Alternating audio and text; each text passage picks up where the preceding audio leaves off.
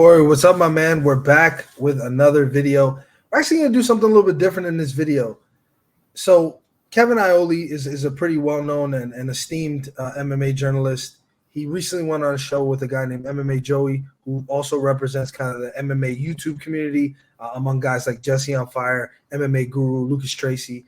And they recently had a show together, which actually I was surprised by, where they talked a little bit about, some of the stuff that's going on with MMA media, the way that they interact with Dana White. And one of the subjects that came up quite often in that interview was power slap. And I think that there were some things said there. Obviously, MMA Joey coming from an MMA background, that he's more critical. Power slap, doesn't take it very seriously, isn't a big fan. But Kevin Iole is somebody who we've seen attend these events, somebody who's there, who has seen them, who's in the media room, who kind of has that background knowledge. He's actually broken news about power slap before. He's also interviewed some of the power slap strikers in the past. And so I was just kind of interested in some of the responses that he had. And I wanted to make sure that we were given an opportunity to everyone now to kind of have this conversation, being that this is the first time, to my knowledge, that this conversation has made it to the forefront of MMA media. Again, a guy in MMA Joey who's 27,000 followers deep, goes live, has so many viewers over a period of time, does watch-alongs every week. And then a guy like Kevin Iole, who spent almost 20 years at Yahoo Sports, is very, very decorated and respected in the community as a media member, now is out on his own and building his own platform. So I just want to make sure that obviously we're able to have this conversation and give not only our thoughts on kind of what was said in that interview, but also lend some level of understanding and some level of clarity to some of the things that they say in these clips. Yeah, I mean, to echo that sentiment, Kevin Iole has been obviously with Yahoo Sports before, now on his own, like you said, is a very good friend of Dana White. I mean, he's very esteemed in that media room. He usually gets to speak first and ask Dana questions throughout the entire time. We've seen him ask, questions of the strikers. We see him ask questions of Dana White. Most recently, we've seen him, continue the conversation about John Jones and whether he's the #1 pound-for-pound fighter in the world. So Kevin Iole, somebody who is very acclaimed and esteemed, who's covered power slap, who's been there at events, has done interviews with strikers, and the guy that's been around it. So really quite interesting to see his takes and his comments. And, we definitely want to get into it and break those down and kind of give some commentary around the entire thing and some of the comments that Kevin Iole made on MMA Joey show, as you said. All right, let's check out the first clip here. Last thing on that, bigger than the UFC. I seen Dana kind of hinting it. Yeah, Dana said.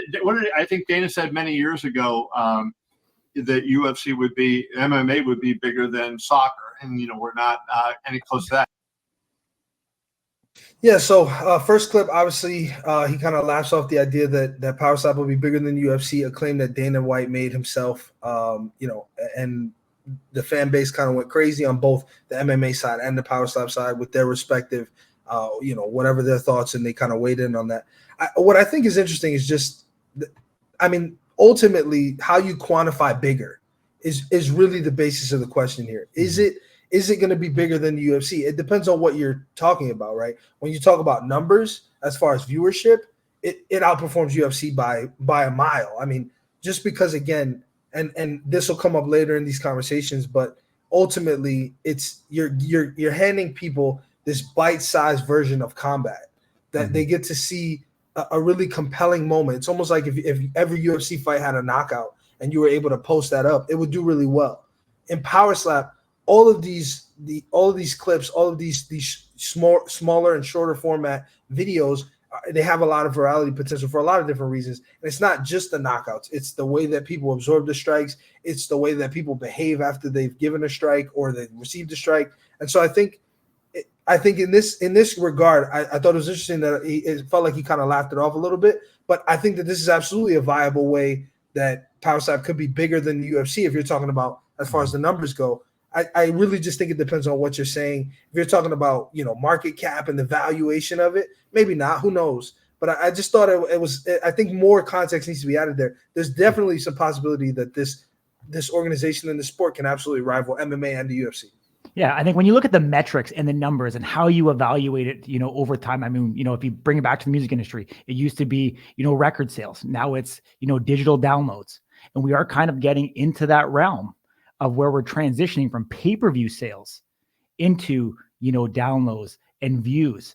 And so there's definitely something to it. And I still think the simplicity of Power Slap that transcends any language barrier, whether you speak English or not, is going to play into this overall. And we know there are some large countries like India and the Middle East that slap is embedded. And these are massive countries in terms of population base that have a history and lineage of slap being in their culture. And once they really get attached to this, I think the sky is the limits. And I think as the monetary values around it and views and stuff continue to progress for original content creators and this sport grows and has more and more events, I think it definitely has that opportunity. I mean, if you get a number of Power Slap events that equal the events of the UFC, I would not be surprised with the attention, the eyes, the views, and the potential sponsorship dollars behind that to be equal to and or greater than the UFC. Yeah, man. Let's roll into the next clip. This one's a little bit longer. That entire Power Slap, even if you put the whole fight up, it's just a couple of minutes, right? Very quick. And usually if you just have the slaps and you cut out the extraneous stuff, it's like you said, 30, 40 seconds. And I mean, it is, so that's why I think they have a chance, right? I mean, it's not my thing from the standpoint of if I wasn't working, would I go on a Friday night and spend my off night Friday night at the slap fights? No. But like I have gone to the shows, and I will admit, like especially the one show when Tom Brady and Travis Scott and Charles Barkley, it was actually a fun show to be at. Some of the the slappers or the strikers, I think is how they refer to them, not fighters. They were yelling at the crowd, and people who had bet on one guy were yelling at the other, and the strikers are turning around, and it was actually a funny event, to be involved with and to see. So my guess is that they're going to have some kind of successful business, but who knows for sure. So in this clip, he kind of clarifies that point that I alluded to earlier. What I think is particularly interesting is Kevin Iole knows very well that they're called strikers, right? So that idea that it was like slappers, I think they're called strikers, not fighters. I don't know what the purpose of the delineating that, but let's just cut it clear here now. They're called strikers. That's the professional name for Power Slap athletes and the talent that performs on stage. But I think to that end, when you talk about the environment that it fosters and the way that the crowd engages with the athletes and particularly some of the stardom and the celebrities, it's something that we don't get to see in the UFC. And I think it's because there's a little bit of a different security posture. The octagon obviously is a big barrier to being able to engage with some of these people. And it's also the event scales a little bit differently, whereas you have this massive audience area where people can view on different levels. Power Slap's a lot more intimate, and it has been even in the venues that they've done where they've done gates. And so I think to that point, like he said, I mean, if you're doing these small clips where you're able to get a whole fight in 40, 50 seconds, you absolutely could do well. And like you said, with the new era where it's streaming and things like that, obviously that's one way to quantify success. Yeah. I'm going to tread lightly on this one here because, quite frankly, like, sure, it's great. Obviously, it was during the Super Bowl. You had Tom Brady there, you had Travis Scott, Pat McAfee. But, like, that's not why you're there. Like, let's talk about it. We had Jackie and Sheena and the lead up and the build up that had to go with. We had Emmanuel Muniz and Chris Thomas. We had Danny Van Heerden and we had McKinney Manu. Like, we had some phenomenal fights. And the strikers that put on the performance of that night, I even think back to Vern Cathy and the knockout that he had. Like, there was over Delvin Helmut. Like, it is about the fighters and the strikers and going to the event and being a media member, sitting there. There was a phenomenal night of fights that we had at the Durango, and I think we should really keep that focus on the strikers because they performed for all of us that night. Absolutely, man. Let's move on to that third clip.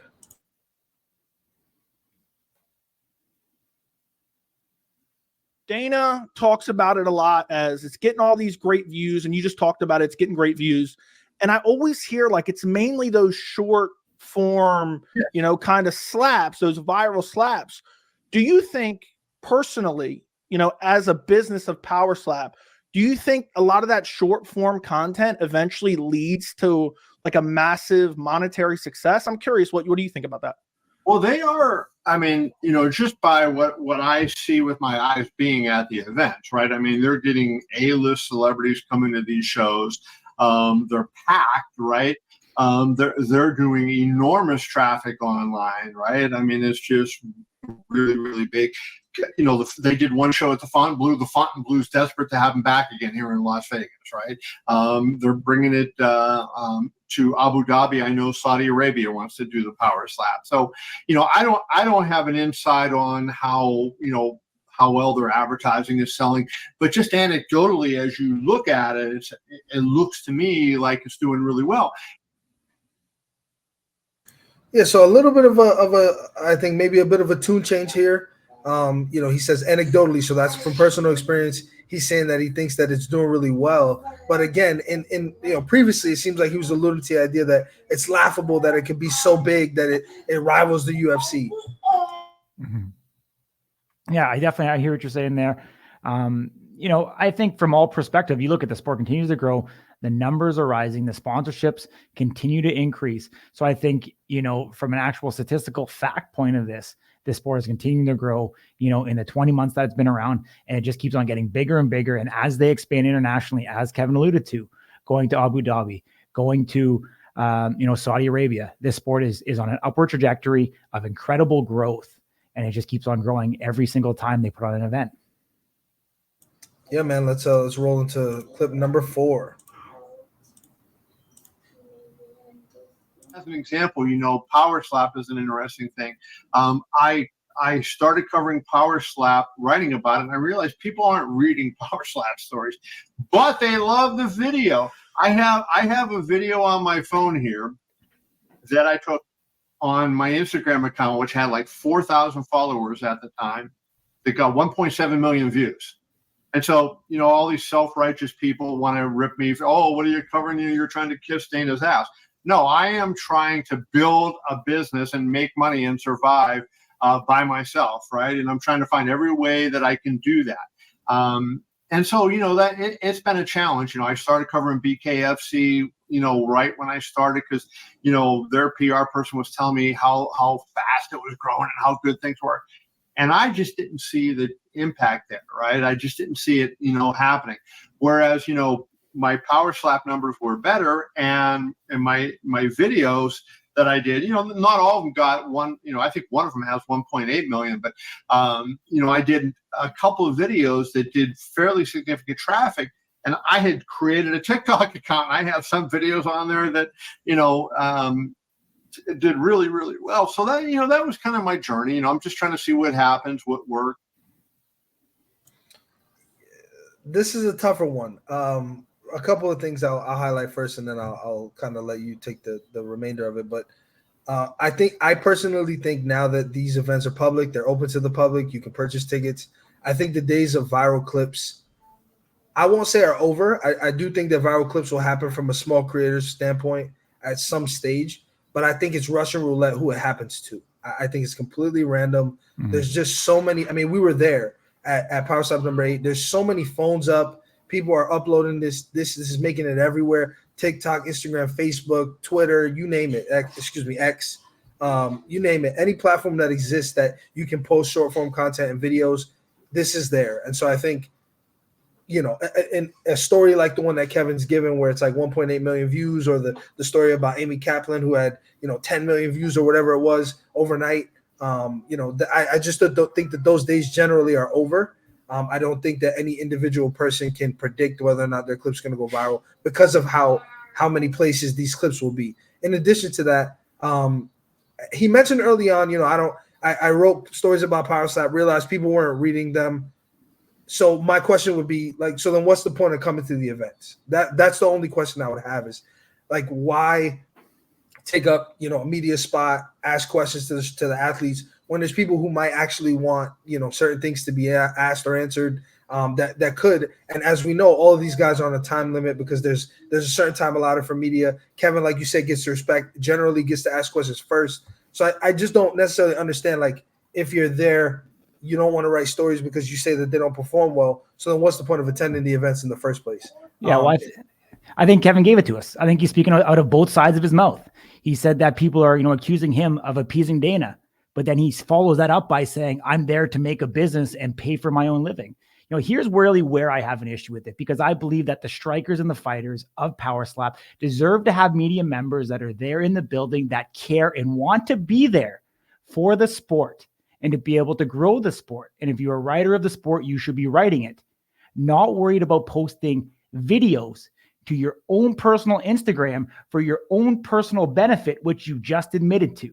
So that is where I have an issue with this particular situation overall and the grand scheme of things, and talk about millions of views on your personal page when you're not representing an organization or a media outlet, but you're representing yourself with your own self-interest, and you're no longer writing about the sport.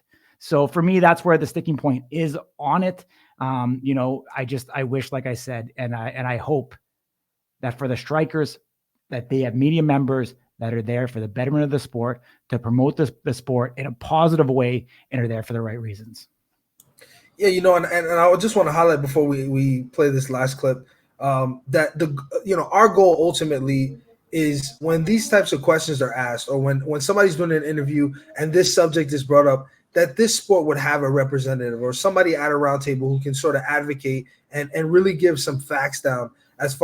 We've heard the medical statistics, how it performs, compared to its other combat sports like BKFC, bare knuckle fighting, or MMA, and it being safer. There's a multitude of things. No strategy to this, right? Being able to have somebody who is educated and can really represent and speak to some of the components and the real nitty gritty of the sport, I think is important. And so I was a little taken aback, and also kind of I felt. Disrespect is not the right word. I'd say I felt kind of, it was unfair that this is MMA to MMA. Kevin is the only person that has knowledge in this situation that could really speak up for the sport, and he just didn't take that opportunity.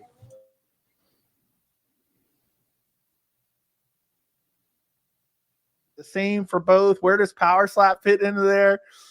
Well, forget about Power Slap, but I mean, in terms of, Power Slap is something I get a kick out of, right? And, and again, it's something that, on a Friday night, of, whatever, I have to do it for work. Like, I don't dread it, but it's something, it's never going to be on my to-do list, right? If I pick the rest of my life and plan on every day the rest of my life, that's probably not going to be high on my list. I'll let you start. Forget about Power Slap. It's not on my to-do list. Then why are you showing up? I don't know. That's all I'm going to say. Yeah, again, just disappointing to see. Generally, Kevin is a guy that, and this is not a a fuck you Kevin parade. This is not by any means. I got nothing against the guy. I don't think we have any reason to have anything against the guy. I just want to illustrate and highlight, like, the sport didn't have a representative in this case, and this is, between the two of them, almost 40,000 people can view this between their subscriber bases on YouTube. MMA Joey, at this juncture, he's very young in his MMA YouTube career, but he does well. He does extremely well. He has a very, very committed base. Every week he does watch-alongs. Hundreds of people jump in there. They donate to him. They trust him. Again, he's up there with the likes of an MMA guru, Lucas Tracy, Jesse on Fire. These guys who have hundreds of thousands of followers covering MMA. When they really don't do MMA themselves or anything, they just, for whatever reason, they have an audience. And so I think disappointed is the right word here, where this sport is kind of being brought to the center by a guy who only covers MMA and is critical of Power Slap. And he goes to a person in Kevin Iole who can speak to both. And I just don't think Kevin gave Power Slap its due credit and its defense. And again, like you said, if this is something that he could go the rest of his life and never plan on attending, it wouldn't be high on his list, as he said, then why are you in the media room is the question I would ask. Why did you take up a credential spot? Why do you ask the strikers questions? If you're not even going to write about it, he's not recording, and then when you go on a podcast and you have an opportunity to represent the sport well, you just choose not to. So I was disappointed by that. And the final example I'll give you is when you talk about, like, Paige Van Zandt, a person who was an MMA fighter, also fought in bare knuckle, also fought in boxing. She went up there, and you guys can look at this. She went up there and she absolutely represented this sport to the best ability that she could before she even competed in it, right? We have some athletes who go up there and they say, I'm just here because I want to get in the UFC. It happens, right? Some people are not interested in being here. then they show up, they compete, they realize that there's really some potential here, and maybe they fall in love with it. And there's some people who are gung-ho. I just want to get to Dana White so I can get in the UFC. We haven't seen that happen yet. And if I'm being honest with you, I don't think it ever happens. I don't think Power Slap becomes a segue to the UFC at all. I think they're probably doing everything they can to avoid that on purpose. But again, a person like Paige Van Zandt, who's an MMA fighter by her career, she's competed in other, combat sports that are esteemed and have a lot of respect. She comes to Power Slap and is given these questions like, why Power Slap? Why are you doing this when you've done all these other real things? And her answer couldn't be more pro Power Slap. It couldn't be more beneficial to the sport long term. That's what I want to see out of somebody who sits in that media room, because I think personally, if you ask like an Amy Kaplan or a Willie Ramirez from some of these other outlets who do cover MMA and Power Slap, I don't think they would treat the sport this way, if that makes sense. I don't think they would laugh it off or speak about it, say forget about Power Slap or laugh it off. Oh, I get a kick out of it. It's funny to me. It's something that I do for work. But you just said also that it didn't view well. Nobody reads Power Slap articles. So then, where's the line here? So that's kind of where I'll draw the line. I'm just overall disappointed because, again, there was an opportunity to represent Power Slap on a large scale to a minimum of 40,000 people between their subscriber bases. And I just think it was. I think they trashed the sport more than anything. Yeah, at the time of recording, there's almost 27,000 views on that video. And the sport could have been represented in a different limelight. Would have liked to have seen that. Would have liked to have seen, obviously Kevin be an advocate for it. And he said his piece and he is where he's at. And, we just hope that over time, as the events continue to, move on, that we can get much more positivity around the sport. Because, we live, we breathe it. The strikers, as I said before, deserve to have media members that are there for the right reasons, that want to grow the sport, that take it seriously, that don't laugh it off. And so that's where I'm at with this one. All right, brother. Well, let's wrap this one up. You guys let us know in the comments what you think. Do you think we're being too harsh? Again, this isn't about Kevin. This isn't about MMA Joey. It's just about having the right representation. And we just want to make sure that that's the standard that we'll toe, and then we just hope that other media members will do that also, because there's not a ton of of people who have the ability to do that, and so I just thought it was a little unfair. And the Power Slap champion is signing us off here.